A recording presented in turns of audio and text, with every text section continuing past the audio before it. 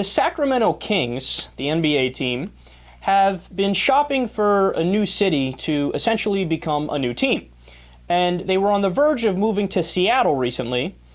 And I guess what they were going to do is they were going to be the next version of the Seattle Supersonics, who a few years back ended up moving to OKC, who, by the way, on a side note, have an awesome team, made it to the finals last year, Westbrook, Durant, so on and so forth. Well, the Sacramento mayor, who was a former NBA All-Star himself, is fighting really hard to keep the Kings where they are.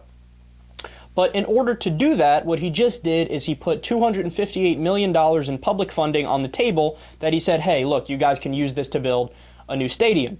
Now, that's actually the main reason that the Kings management is giving as to why they want to move to a new place. They want to have a new stadium. So why is this even an issue? Why am I talking about it? Well, a majority of residents have not come out in favor of throwing that much money of their hard-earned tax dollars to keep the Kings there. And, of course, the counter-argument, once you say that, is, well, look, keeping the Sacramento Kings in Sacramento will pay for itself because there's going to be a tremendous economic boost.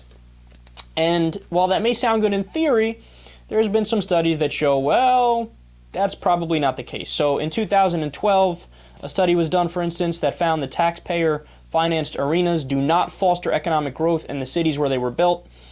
Johnson's proposal, meanwhile, hinges largely on future revenues generated by parking and financing plans that depend on future revenues, rarely, if ever, work out for cities. Another example is Louisville Arena, built in 2008, and a Minnesota football stadium that is already running behind projections even before it gets built.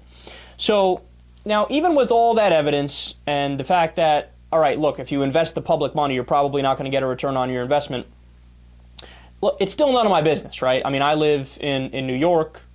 They're far away from me. What does it matter? Well, I wouldn't have a problem if a majority of the residents said, you know what, let's do it. Who cares? Even if we lose it, we're voting in favor of it, right? But again, they do not have any polling on the issue, and it's a virtual guarantee that a majority would not want to spend their tax dollars on that because, what, 50% of people are going to be basketball fans in one place? I mean, that's a tremendously high number. It's probably not that many basketball fans to begin with, but you would need over 50% to get a majority anyway on your side, right? Well, the nail in the coffin is this.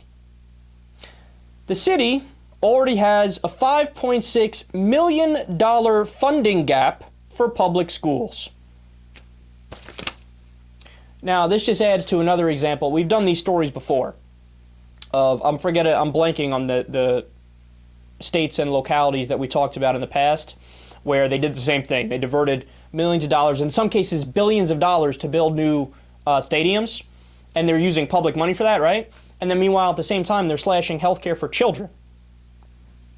I mean, how do you get to those priorities? That's fucking nuts, right? Well, this is another example that, and I don't know, man. Is it just me? I'm floored when I read things like this. Now all of a sudden I turn into a small government conservative, right?